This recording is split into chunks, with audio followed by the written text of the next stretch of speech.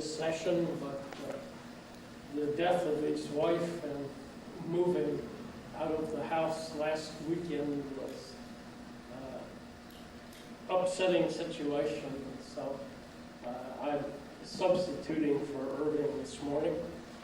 I just announced that papers, those here and those, some not here, will be published in a special issue of Topics in Catalysis in honor of Keith Hall's 80th year.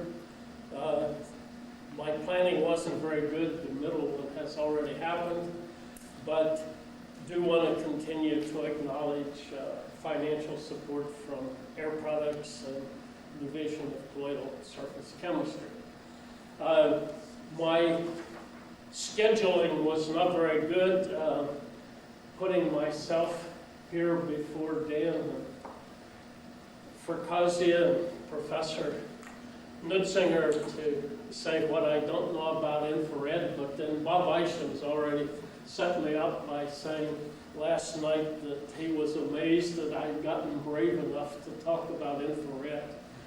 Fortunately, he hasn't shown up this morning, so I'm going to talk fast to try to get through before Bob gets here. This was work carried out with, at that time, Ashland Petroleum, and authors are from Ashland. Dave is in the audience, and he will tell you anything that I get stuck on, don't know about infrared. So I'll let him answer any question Bob has. I'm going to cover briefly promoters, since we're going to at least hypothesize that promoters are important in determining acidity. The relative activity of the acidity versus the, and I put platinum, but the promoters, and then infrared evidence about the type of sites. The role of promoters has not been well agreed upon. I just list some of them. One is that it retards deactivation. Many people have said that. That platinum dissociates hydrogen, producing protons. The platinum activity, according to Vittori, is different from metallic platinum, and it doesn't have good hydrogenation activity. I think we'll show data that would question this. Sulfided form, Glacia, Zoltan Paul, although Zoltan now doesn't agree that it's sulfided, I believe. Metallic, and as far as I know, Sear is the first one to say that if you just calcine at 650, the platinum is present as metallic platinum, and we would agree with that based on X-ray and XAFS data. Although XAFS data is not conclusive, this is a recent publication, Vittori, who gives a model that, yes, it has platinum, but that's at the core, and at the external is the platinum oxide. Now, one thing that we've looked at, most people use chloropatinic acid to prepare the catalyst. You lose chlorine as Cl2 and HCl over about the whole temperature range up to 650 and even higher. So that the chloropatinic acid is decomposing, presumably to give you the metal. Otherwise you wouldn't, the oxidation reduction, you wouldn't get Cl2. Something that is overlooked, and I think, is that zirconium oxide at high temperature becomes non-stoichiometric, and so you will get a slight deficit of oxygen. And so this is illustrated in severe condition in 600, 700. You not only reduce platinum to the metal, you actually reduce zirconium to the metal, and you get characteristic X-ray peaks for platinum zirconium alloy.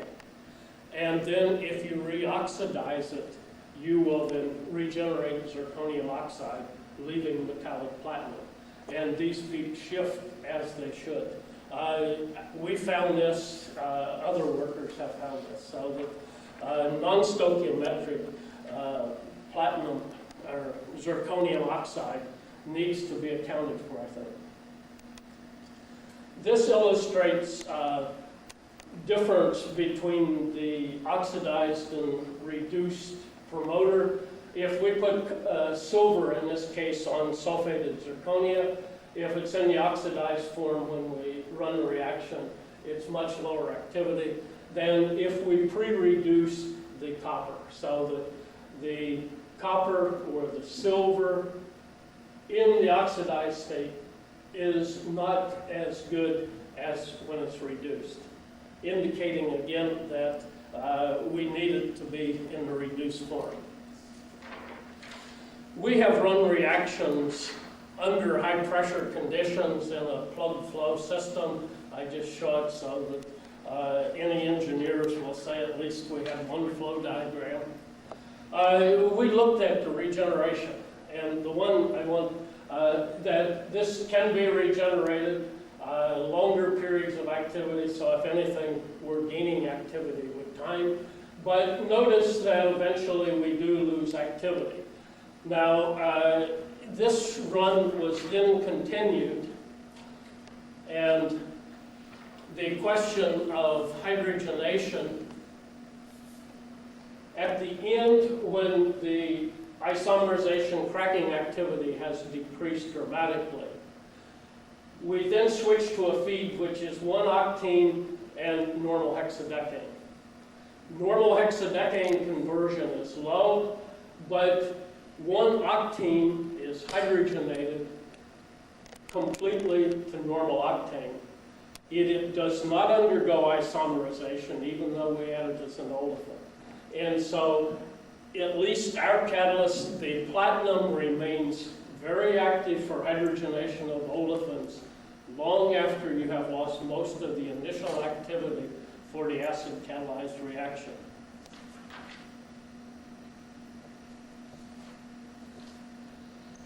Now, we have looked at the laser Raman of the fresh catalyst. It's the tetragonal phase. There's no disagreement there. The spent catalyst, the carbon on the catalyst prevents us from seeing the spectrum, but if we regenerate it, we get back the tetragonal phase.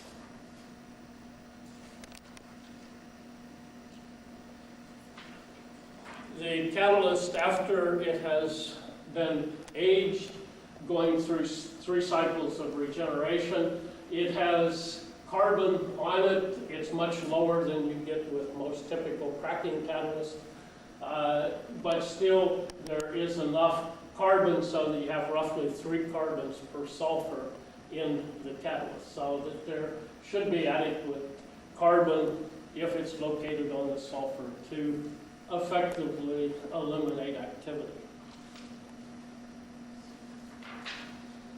One of the areas that one encounters with this catalyst is activation, and most people concentrate on temperature, but both temperature and time are important. This is shown in this where we're activating the same catalyst. If we do it for 2 hours, in this case it's 725, we get this conversion of hexadecane. If, on the other hand, we activate at 500, the activity gradually increases and attains the same as we got with the 725, but only after about 70 hours of activation.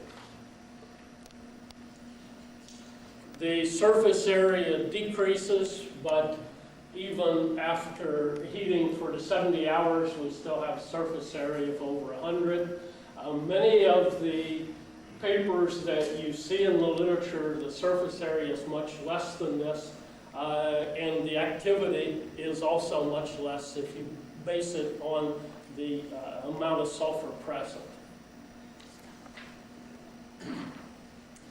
If we activate at 500 degrees, we retain essentially all of the sulfur. We've only lost a little bit of the sulfur. So if we start with about 3.8%, we still have 3.7 after the catalyst has reached the maximum activity. This differs. If we had done this at 725, the sulfur would be about 1 weight%. So if you activate rapidly at high temperature, you lose much more sulfur than if you activate for a long time at lower temperatures. The catalyst does undergo crystallization with reaction time, but is still a small particle tetraagonal. One of the things that we found is that the XPS, this is just zirconia, this is platinum sulfated zirconia. After the 73 hours, the peak now becomes a doublet, and this is consistent with oxygen being present in sulfate. Now the sulfate was there in the fresh catalyst, it just was not giving us the oxygen peak corresponding to what it was after we dehydrate and have activated for 72 hours. If we compare the growth of what we're calling the sulfate peak, and it is some peak in XPS if it's not sulfate, that it follows very similar to the growth of activity, so that we believe that with the activation you are dehydrating, converting the sulfate to what would become active catalyst. When it has a lot of water, it is not very active. Now I'll show the infrared data, and I see that Bob Eichens has already gotten here, so he can wonder why I would talk about this now. With zirconia, there's no surprise. There's no indication of Bronsted acidity. If we look at platinum on zirconia, and what we have done is pre-calcine each of these samples at 600 degrees centigrade. Then they've been exposed to the atmosphere. We have then reheated them in situ at 400, 500, or 600 degrees, so that we've activated, re-exposed to moisture, and then we have reactivated, if you will. There is a peak out here which we didn't identify, but still no indication of Bronsted acidity. If we look at sulfated zirconia, we see evidence for Bronsted acidity. They wanted 400, 500, even more, but at 600 recalcining, very little Bronsted acidity. So that the Bronsted acidity is decreasing with increasing temperature of reactivation. There is a second peak. It's not as prominent here as you will see in the promoted. This comes at about 640 and is present when we have sulfate on the sample. If we compare this to work we had done earlier in infrared, where the highest temperature we could go, at 400 we got a Bronsted to Lewis ratio of about 1. That agrees with what we got with this sample in a different instrument. So at least the infrared of pyridine absorption I think is reproducible and can transfer from one instrument to another. If we have platinum present, there's a significant difference. If we now look at the Bronsted peak, we see that it stays high intensity, 400, 500, 600. With just sulfated zirconia, this one has been essentially eliminated. Still, we have prominent peaks at 640.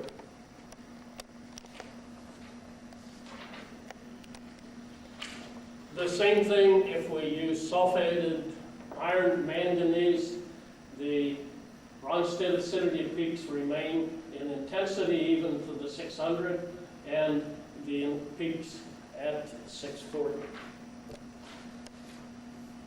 This is summarized here. This is the ratio of the Bronsted to Lewis. With the sulfated zirconia, the Bronsted to Lewis ratio is about 1 after reactivating at 400 degrees. At 500 it has decreased, and at 600 it's approached 0. If on the other hand we have the platinum, we have not that great a difference, but it remains, and if anything increases slightly. The same thing if we have the iron manganese sulfated zirconia. So that the promoters are causing Bronsted acidity as determined by infrared of pyridine adsorption being greater when it's present than when it isn't, if you reactivate at 600 degrees. If we compare the intensity of the 1540, which is usually the one taken for Bronsted acidity, to the higher frequency 1640, we see that with the two promoted catalysts, it follows the same trend as the ratio of Bronsted to Lewis sites. And it's roughly 1, so that there's roughly a 1-to-1 correspondence of the one that is normally assigned to Bronsted and this one, which is at 1640. Sulfated zirconia, it increases, and then for the 600 degree sample, the Bronsted peak has almost disappeared, and so the ratio becomes small. Again, showing the difference of the promoted and unpromoted. Now, one of the features of pyridine is that it, and even benzene, is irreversibly adsorbed on sulfated zirconia. If you heat this pyridine that's adsorbed on sulfated zirconia, it does not begin to come off. It does not come off as pyridine, but rather comes off as CO2, and at the same time you lose oxides of sulfur. So there's oxidation reduction of pyridine, and it is coming from the surface as CO2. And so something is happening with the adsorbed pyridine that keeps it from desorbing as the molecule. We puzzled over this for a long time. Hopefully this will satisfy at least one member of the audience. If you look at alumina, this is the model which Nutzinger and Mueller used for alumina in their adsorption of pyridine. And they found that pyridine adsorbs on the Lewis site, but that the orthoposition is reactive, and they form this pyridone structure. In their case, they observed molecular hydrogen. So that this reaction, and they assigned this a position, and I have to do this from memory, I think it was 1632 with alumina, but it's close to that if that's not precise. It may have been 34. But it's close to the high frequency band that you saw that was generated in our case, which is at 1640. Now, what we would propose is that instead of hydrogen, we are getting a similar reaction, but that we're generating the hydrogen ion. One way that we can look at this happening is shown here, that if you heat, and I'm showing it for illustration, stoichiometric sulfated zirconia, that zirconia has a tendency to lose oxygen. It's probably much greater than that of alumina to lose oxygen at 600 degrees. And so you're able, and I'm showing this as a radical cation, I don't know what it is, but this species can undergo then a reaction which we're writing similar to what happened with alumina. And this structure is what is giving us the 1640 band. The hydrogen, rather than coming off as hydrogen, is migrating and is a proton.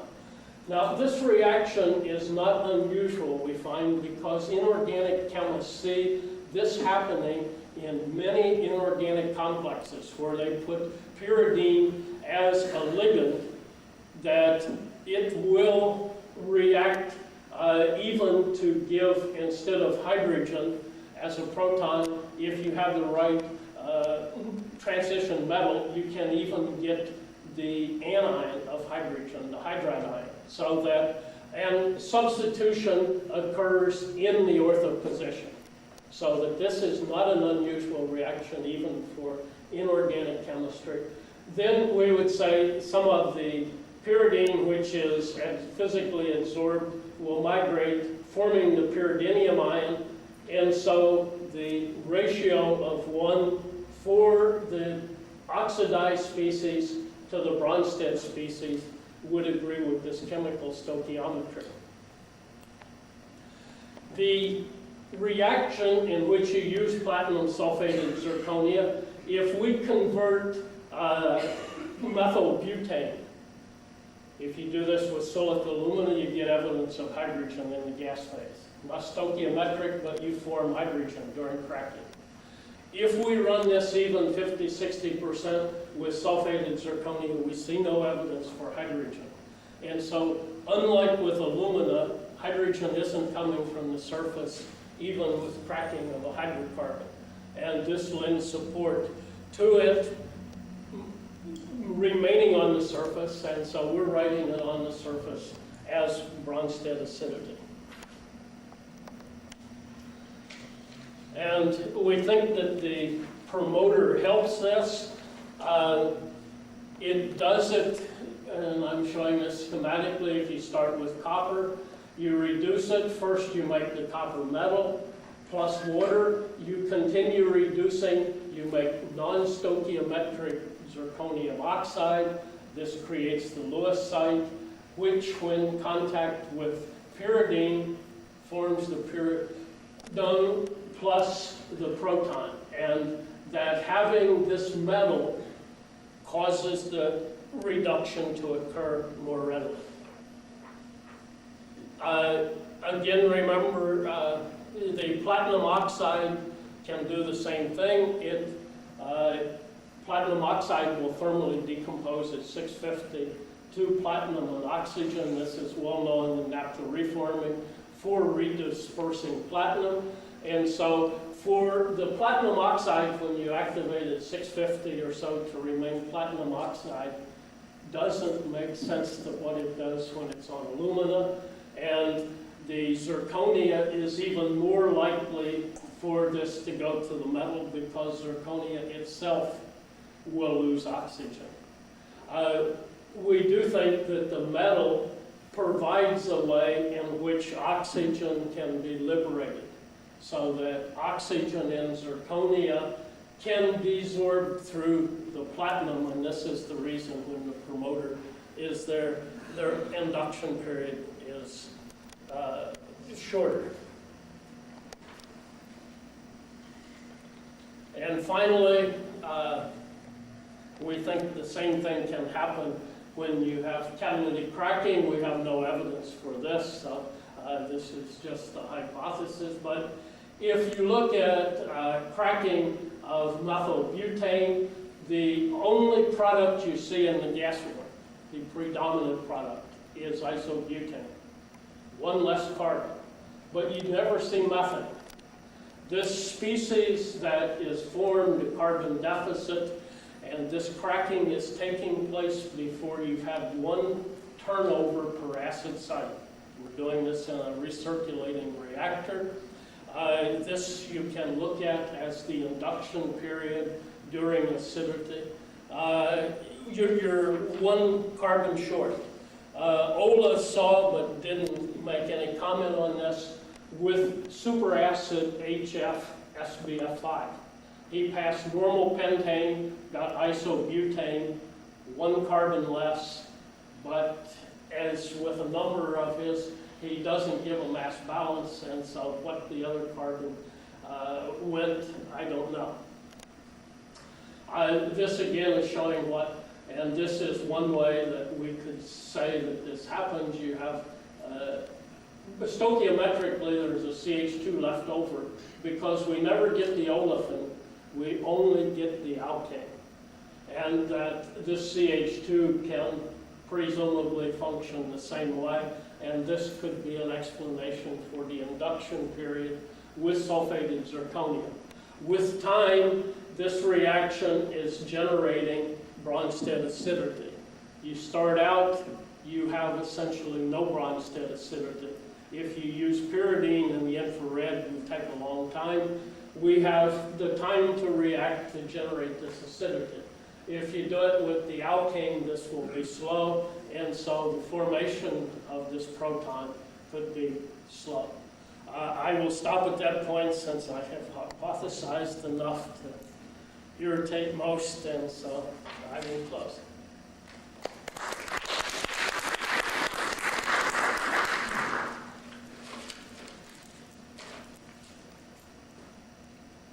Yes? In the model you suggested, the first step was the desorption of oxygen from the zirconium oxide to generate the coordination and saturation Right. state. In that process, the zirconium is then reduced to low oxidation state. Formally, yes. So then is that, in that state, is this still a Lewis acid that would coordinate the pyridine? No, I think, well, it's a Lewis acid that coordinates the pyridine, yes. That's what we're proposing. Right. So even in a reduced state, it will be an acid. It will form an acid. Well, yes, it's a Lewis acid. Not necessarily a strong Lewis acid, but at least a Lewis acid. And the higher temperature you heat it to, the greater the amount of Lewis acidity. That at 700 or 800 degrees, they can chemically measure the non-stoichiometric nature of zirconium oxide. Yes? Regarding this pyridine Yes. formation, can you remind me, I'm not sure about the point, you do see this 1640 band already at low adsorption temperatures of the pyridine? Yes. Well, when we have sulfate, It comes up together with 550. yes. I mean, that's a little strange to me because at least on alumina, this pyridine formation occurs at fairly high temperatures Yes. only. And I do not see any reason why it should be occurring at a temperature on the zirconia. No, this is, the spectra are at 150. Well, it's very low. Yes, that's low compared to aluminum. But then sulfated zirconia is much more reactive toward hydrocarbons at 150 than aluminum. Okay, but the mechanism of pyridine formation, as we saw it, was the nucleophilic attack of the basic hydroxide ions on the rings. I'm not sure that the situation is very comparable on the zirconia. The other question I had was related to the proton that we produce, as Right. you say, which would be captured by pyridine if it is present in the gas phase or physically adsorbed. What would happen if you desorb the pyridine at low temperature? Do you create new hydroxyl groups? Once you put pyridine on, you can't get it off. It stays there. If you heat it, it's oxidation reduction. It comes off as CO2. We have synthesized pyridinium sulfate and then deposited that on zirconia. It behaves as sulfated So zirconia. that's exactly the point. I mean, if you would produce a proton, all the pyridine adsorbed is already very tightly anchored. How can pyridine capture its newly produced proton? So you would expect No, to create a new hydroxyl. The pyridine, which is not coordinated and has not substituted to the pyridine, would be more mobile. It's not on a site where this happens.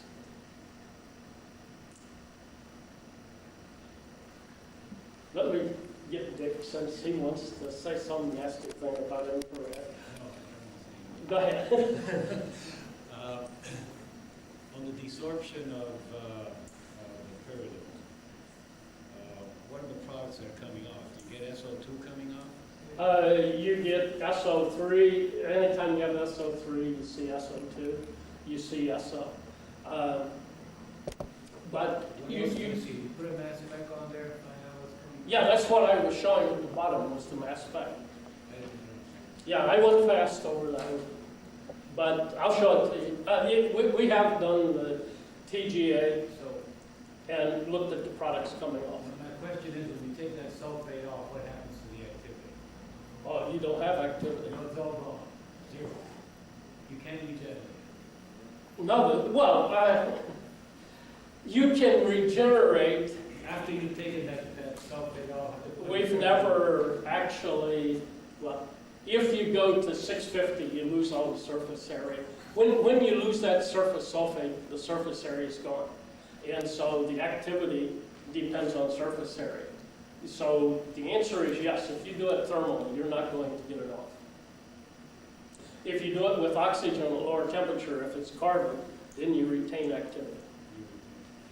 I'd like to make a short comment on your exchange.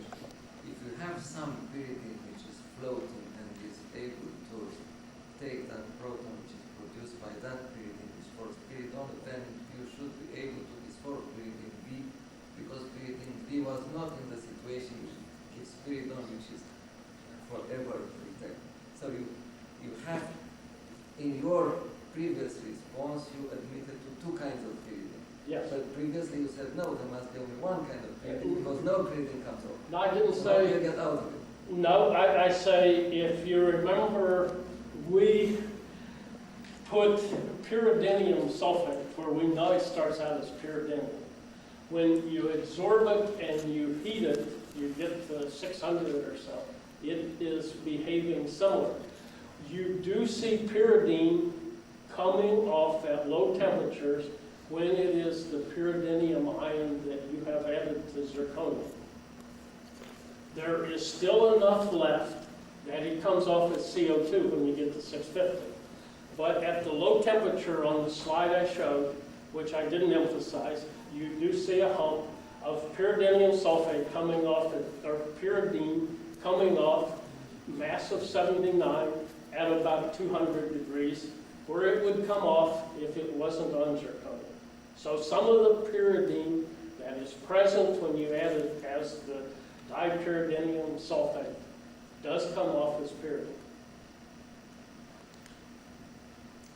So, well, I can stop at this point and move on to the next speaker so that I don't give Bob a chance to ask me a tough question about infrared and show that he's right. Then I shouldn't be talking about it. The next